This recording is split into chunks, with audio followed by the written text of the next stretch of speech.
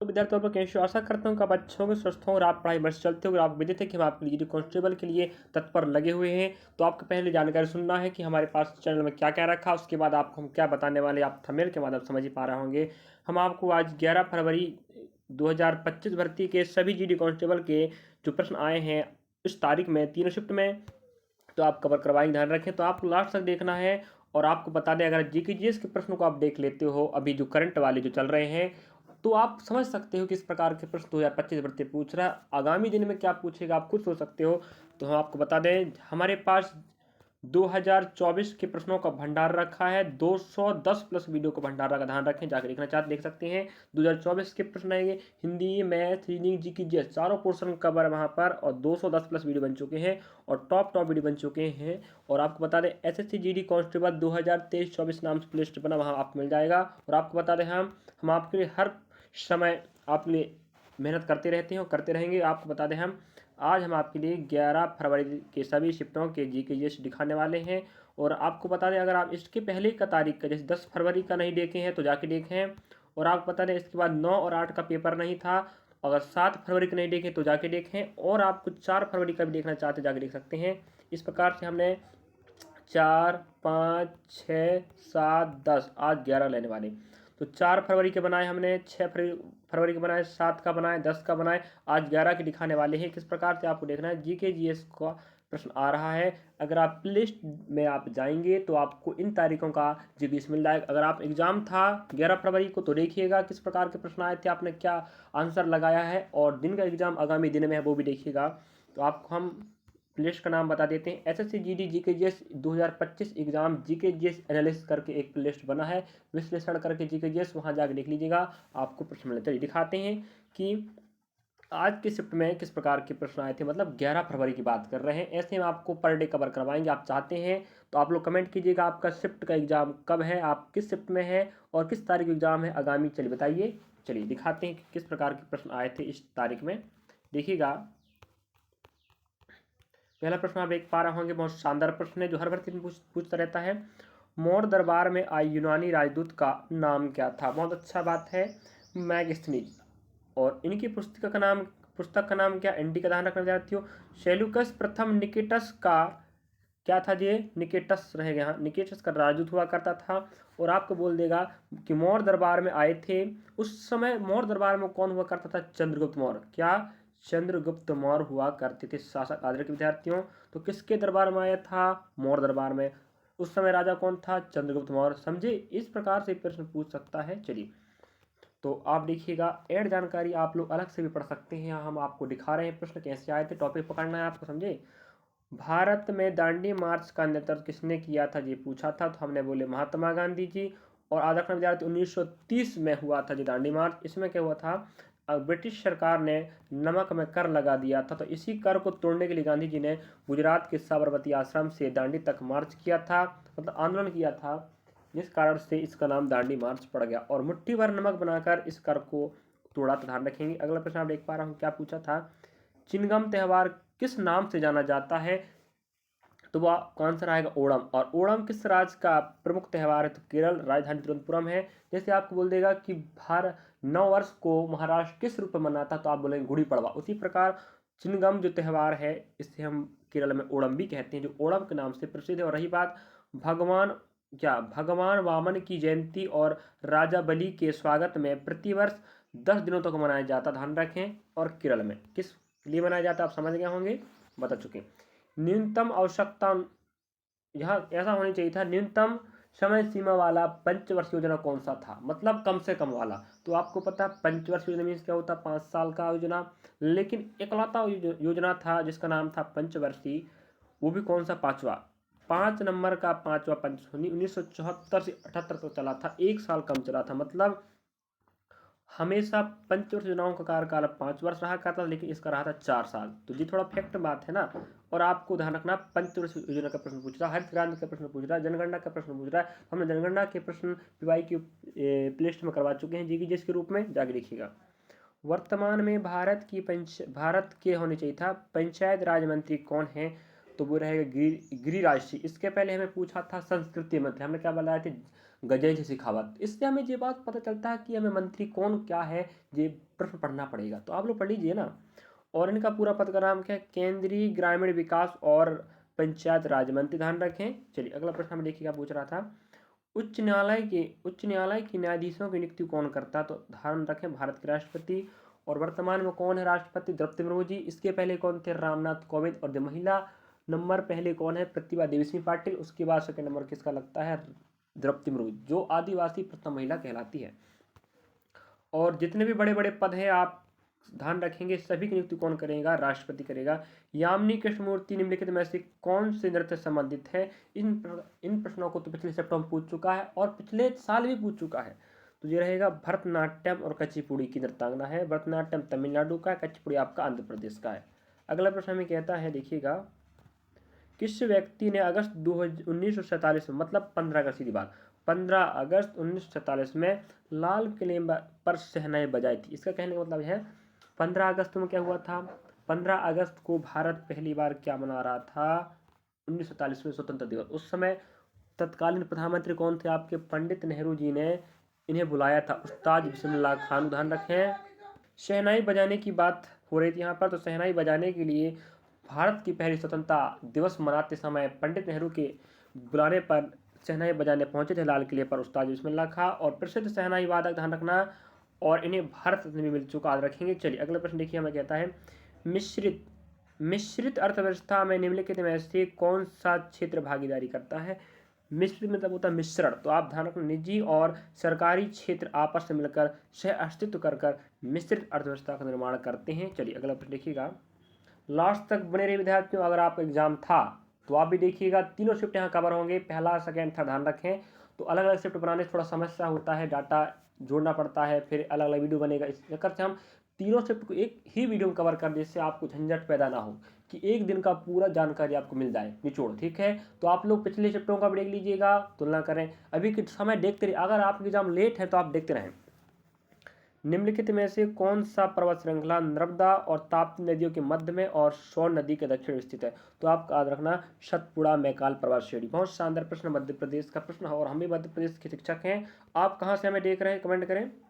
भारत में सबसे कम जनसंख्या वाला केंद्र शासित प्रदेश विद्यार्थी लक्षद्वीप है, और उससे और कम की बात करें तो दादर नगर हवेली रहेगा, ध्यान रखें। चलिए अगला प्रश्न आप देख पा रहे होंगे, मयूरभंज छऊ किस राज्य का लोक नृत्य? आपको बताना चाहिए, मयूरभंज एक स्थान या आपका जिला का नाम है। तो आप कहाँ पढ़ते हैं? उड़ीसा में। तो वो त्यौहार भी कहाँ रहेगा? नृत्य, लोक नृत्य कहाँ रहेगा? उड़ीसा का। और पिछले शिफ्ट में भी उड़ीसा का हमें लोक नृत्य पूछा था, ध्यान रखें इस बात को। तो उड़ीसा की लोक नृत्य आप लोग पढ़ लीजिएगा भाई। अगला, 11वीं पंचवर्षीय योजना का विकास लक्ष्य कितना रखा गया था? याद रखें, यहाँ पर 9% रखा गया था, हालांकि यह केवल 8% ही प्राप्त कर पाया जीडीपी लक्ष्य। जीडीपी, ग्रोथ डोमेस्टिक प्रोडक्ट, सकल घरेलू उत्पाद की बात कर रहा है। चलिए इस पर अगला प्रश्न देखिए हमें क्या कहता है विद्यार्थी। लास्ट तक आपको प्रश्नों को देखना है, भागना नहीं है, अन्यथा आपका घाटा हो जाएगा, फिर पछताना की बात हम क्यों नहीं देख लिए। यूपीपीएससी के अध्यक्ष पद से इस्तीफा, इनमें से किसने इस्तीफा दिया? तो हमने पहले बता चुके हैं, ये प्रश्न पहले बता चुका है, और आप देखे हो तो आप पता होगा। मनोज कुमार सोनी 2024 तक आपके क्या थे? यूपीपीएससी के अध्यक्ष थे, मतलब UPSC, union public service commission, संघ लोक सेवा आयोग, ध्यान रखें। और वर्तमान अध्यक्ष कौन है? प्रतिसूदन 2025 से, याद रखिएगा। अगला प्रश्न हमें क्या पूछा, देखिएगा, मौर्य साम्राज्य संस्थापक कौन है? 2024 में पूछा है। यहाँ पर अभी हम पूछा था मौर्य दरबार में कौन आया था, तो देखिएगा रिलेटिव प्रश्न पूछेगा ना।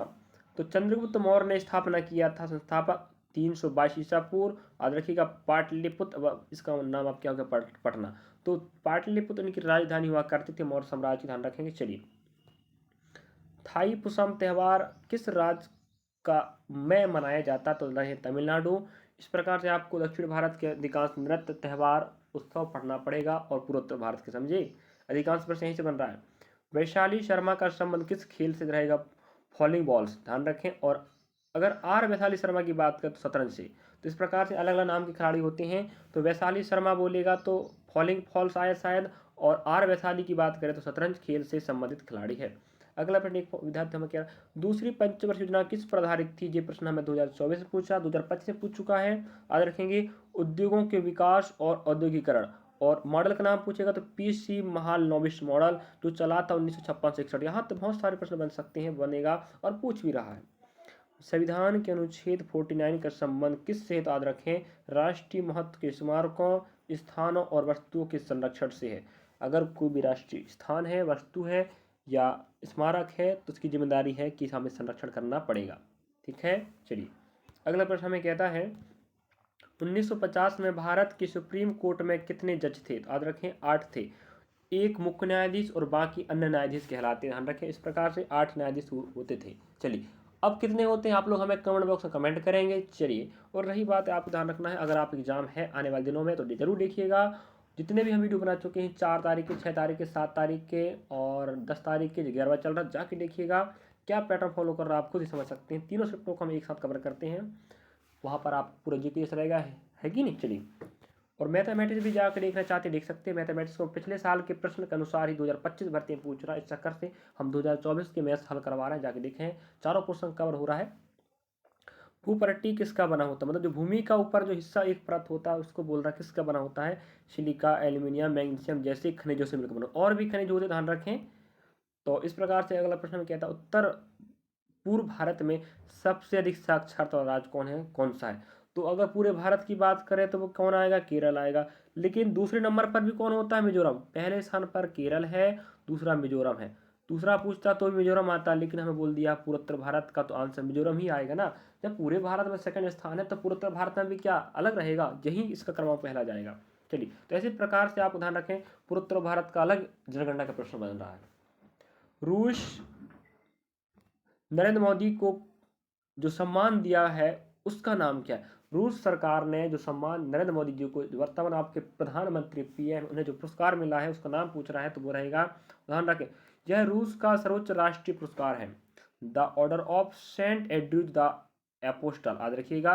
इस प्रकार से आपको करंट अफेयर का प्रश्न पूछा है। चलिए अगला प्रश्न हमें कहता है संपूर्ण भारत की जनसंख्या का कितना प्रतिशत उत्तर प्रदेश निवास करता है? अगर आप एग्जाम था, आपका दोस्त एग्जाम था और आपको लगता है कि सर गलत जानकारी दे रहे हैं, तो आप लोग हमें अपने दोस्तों से पता कर लीजिएगा कि जीके जीएस में क्या आया था। और शायद आपके दोस्त का एग्जाम था और आप देख रहे हैं तो उसके पास इस वीडियो को शेयर करें, उसको बोलें कि आपके एग्जाम ऐसे प्रश्न आया था। अगर उसको कहना होगा यस, तो आप लोग ध्यान रखें, विश्वास के साथ लगातार हर दिन का डाटा देखते रहें।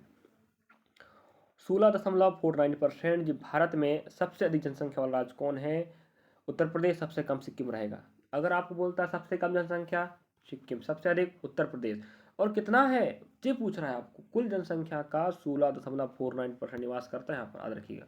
अगला प्रश्न में कहता है पोपीर किस राज्य का लोक नृत्य है? अरुणाचल प्रदेश का। एक तो अधिकांश उत्तर भारत का, सॉरी पूर्वोत्तर भारत का पूछेगा नृत्य महोत्सव, और दक्षिण भारत का अधिकांश पूछता है। अगला प्रश्न देखिए हमें क्या कहता है संगीत नाटक अकादमी के द्वारा पुरस्कार के तौर पर कितनी नगद राशि दी जाती है? तो रहेगा 3 लाख नगद राशि। 1952 में इसकी स्थापना हुआ, ध्यान रख संस्था का, और संगीत के क्षेत्र में हमेशा काम करता रहेगा। अगला प्रश्न में कह रहा था 2024 में भारत में शूटिंग चैंपियनशिप का कौन सा संस्करण आयोजन हुआ था? तो रहेगा 67वां। अगर आप एग्जाम है आने वाले दिनों में तो आप लोग किस तारीख को एग्जाम है, कॉन्सेप्ट है, और आप एग्जाम में आप जो पेपर देकर आए हो, अगर आपको प्रश्न याद रहेगा तो आप हमें शेयर कर सकते हैं। चलिए अगला प्रश्न आप देख पा रहे होंगे बहादुर शाह जफर को कहाँ से पकड़ा गया था और कहाँ भेजा गया था? याद रखें, तो दिल्ली से पकड़ा गया था और रंगून भेजा गया था। रंगून आपका प्राचीन नाम इसका वर्मा, ध्यान रखें, वर्मा मतलब होता है, रंगून का प्राचीन नाम वर्मा है, जो आपके म्यांमार पड़ता है। कहाँ विद्यार्थियों? म्यांमार में। और आपको पता है म्यांमार कहाँ है? भारत के पूर्व में स्थित है, समझे। चलिए याद रखिएगा मुगल लास्ट शासक है जी आप बहादुर शाह जफर द्वितीय होनी चाहिए, ध्यान रखें, क्या द्वितीय? दिल्ली में हुमायूं के मकबरे से पकड़ा गया था और अंग्रेजों ने इसे पकड़ा था, याद रखिएगा। और ये मुगल बादशाह एक अंतिम शासक है, और अब पहला शासक कौन थे आपके? बाबर, याद रखिएगा। पहले शासक बाबर, फिर हुमायूं, फिर अकबर, इस प्रकार से क्रमशः बढ़ता रहेगा। अंतिम शासक आपका आते बहादुर शाह जफर द्वितीय, जिन्हें अंग्रेजों ने पकड़कर रंगून जेल में भेज दिया था। इस प्रकार से प्रश्न बन रहे देखिएगा, आप खुद देख पा रहे होंगे। और विश्वास नहीं है तो आप लोग क्रॉस चेक कर सकते हैं अपने साथियों जिनका एग्जाम हो चुका है। मुद्रा विनिमय नियम, यह विनिमय होनी चाहिए। मुद्रा विनिमय किसकी एक विधि है? जी आपका अर्थशास्त्र का प्रश्न है, और आपको पता अर्थशास्त्र का टर्म होता है, शब्दों का थोड़ा अलग सा होता है। विदेशी मुद्रा जोखिम के खिलाफ प्रतिरक्षा करना, ठीक है। चलिए अगला प्रश्न देख पा रहे हैं आप लोग रुक्मणी देवी अरुणडेल किस नृत्य से संबंधित है? 2024 में पूछा, 2025 में पूछ लिया, पिछले शिफ्ट में पूछ चुका, यहाँ पर पूछ लिया। तो ध्यान रखें, प्रश्नों का रिपीटेड होता है। 24 के प्रश्न भी बता रहे हैं, पूछ रहा है। 24 के प्रश्न पढ़ना चाहते हैं तो जाकर देखिए प्लेलिस्ट में। हमारे पास 2 प्लेलिस्ट है, दोनों का विजिट कीजिएगा, विश्वास के साथ करें, सही सटीक जानकारी। मैथ्स भी बढ़िया पढ़ा रहा हूँ, जाकर देखिएगा। और वैसे प्रश्न फंस रहा है मैथ्स में। भरतनाट्यम जो तमिलनाडु का प्रसिद्ध क्या है? शास्त्रीय नृत्य है। और आपको पता है कि हमारे भारत में 8 शास्त्रीय नृत्य, समझे। अब देख पा रहे होंगे IPL में ऑरेंज कैप किसे दिया जाता है? तो इसके पहले हमें पिछली 10 तारीख को पूछा था पर्पल कैप। तो हमने बोले थे पर्पल कैप दिया गया था 2023 में मोहम्मद शमी को, और 2024 में दिया गया था हर्षल पटेल को। अधिक विकेट लेने वाले खिलाड़ी को दिया जाता है। यहाँ पर जो IPL की बात हो रहा है, ऑरेंज कैप मतलब होता है ऐसे खिलाड़ी जो सबसे अधिक रन बनाते हैं, उन्हें हम ऑरेंज कैप दिया जाता है। ये बात ध्यान रखें, किसे दिया जाता है? अधिक रन बनाने वालों को ऑरेंज कैप। इनमें से कौन सा राष्ट्रीय त्यौहार नहीं है? ये प्रश्न पूछा था, तो एक ऑप्शन दिया होगा जो राष्ट्रीय त्यौहार नहीं। तो आपको बता देते हैं, जो राष्ट्रीय त्यौहार है वो आपको पता होनी चाहिए, तो आप खुद दिमाग लगा सकते कौन सा नहीं होगा फिर।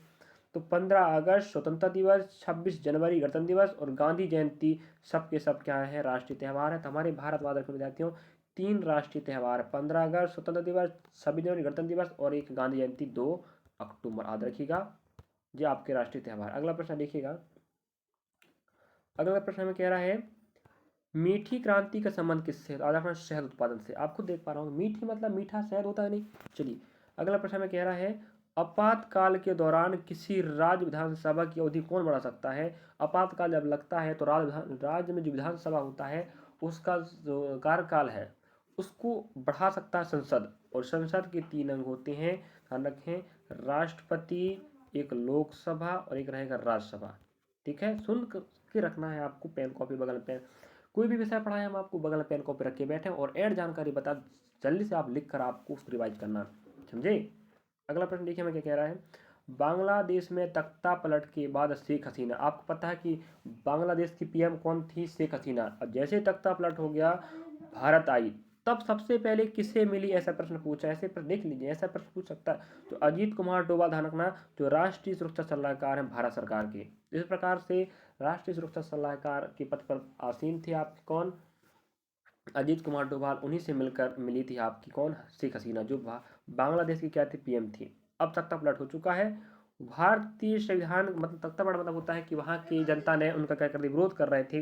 तो भाग 4 में भारतीय संविधान के भाग 4 में क्या उल्लेख जी की बात कर रहा है? तो आपको पता होना चाहिए, पिछले 2024 में पूछा, 2025 में पूछा है, पहले ही सिप्टम पूछ चुका था।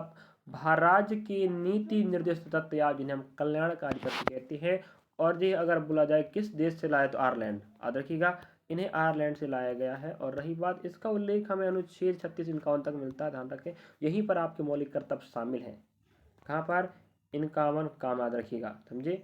भाग 4 के 51 काम है, ये बात भी पूछेगा, ध्यान रखें। अगला प्रश्न में कह रहा है, साइंस में आया है विटामिन ए का रासायनिक नाम क्या है? रेटिनॉल। और विटामिन ए से क्या होता है? रतौंधी। क्या होता है? रतौंधी। याद रखिएगा, रतौंधी होता मतलब देखने में समस्या होती है आंखों में। डीजे वाले बाबू गाना किसने बजाया? डीजे वाले बाबू गाना बजा दे, गाना बजा दे। तो आपने गाना सुना होगा। इसके पहले 10 तारीख को हमें पूछा था नाटो नाटो जो गाना है उसके निर्देशक कौन है? तो आपने क्या बोले थे? S राजामौली। और मूवी का नाम क्या था? 3R, ट्रिपल R, है कि नहीं? इस प्रकार से आपको देख पा रहे होंगे। तो इसके गायक कौन थे? बादशाह द्वारा पंजाबी हिप हॉप सॉन्ग है और आस्था गिल भी इसके साथ शामिल है, जिसे सोनी म्यूजिक इंडिया द्वारा 16 जुलाई 2015 को रिलीज किया गया था। और आपने इस गाने को सुना ही होंगे। चलिए, और बादशाह अदरकना इसके गायक हैं और आस्था गिल। सुनहरी क्रांति का संबंध किससे बोले? तो आपको रखना है फसलों से, बागवानी उत्पादन से। फसलों से, खाद्यान्न उत्पादन से, बागवानी, पूरे फसलों को एक साथ लेके चलता है सुनहरी क्रांति, समझे। अगला प्रश्न में क्या देखिएगा, लास्ट प्रश्न है, देखिएगा जनगणना किस मंत्रालय के अंतर्गत आता है? तो आएगा विधायी गृह मंत्रालय। ध्यान रखें 2024 में इस प्रकार का यही प्रश्न पूछा है, ध्यान रखें। 2025 में पूछ लिया और अगली भर्ती में शिफ्टों फिर पूछ लेगा। तो आपको वही तो बताना चाह रहे हैं हम कि शिफ्ट बाय डे बाय किस प्रकार के प्रश्न आ रहे हैं। तो हम एक दिन की 3 शिफ्टों के कवर हम एक ही वीडियो में कवर करेंगे। तो आपको क्या करना है, चिंता नहीं करना है, जस्ट वेट कीजिए। वीडियो का हर दिन आपको हम कवर करवाएंगे, एक साथ अलग अलग नहीं, एक ही वीडियो में 3 शिफ्ट कवर। जी कीजिए, समझे। तो वीडियो मुझे लग रहा है आपको पसंद आया होगा और आपके लिए बेनिफिट होगा। तो हम कह ही रहे हैं, आप खुद देख पा रहे होंगे डे बाय शिफ्ट बाय वही टॉपिक कवर कर रहा है। कुछ प्रश्नों को रिपीट कर हो जा रहा है और 2024 के प्रश्नों का रिपीट हो रहा है। तो आप 2024 के प्रश्न पढ़ना चाहते हैं चारों पोर्शन, तो एक बार जाके विजिट करें दोनों प्लेलिस्ट में। इस प्लेलिस्ट का नाम रहेगा जहाँ आपको मिलेगा ये वाला video, GK/GS exam 2025, sorry SSC GD exam 2025 GK/GS analysis करके प्लेलिस्ट डाला, वहाँ जाके आप देख सकते हो। हमने 4 तारीख का बनाया, 6 का बनाया, 7 का बनाया, 10 का बनाया, 11 का बनाया। इस प्रकार से आगे क्रम से डे बाई हम बनाते रहेंगे और आप देखना चाहते हैं देखिएगा।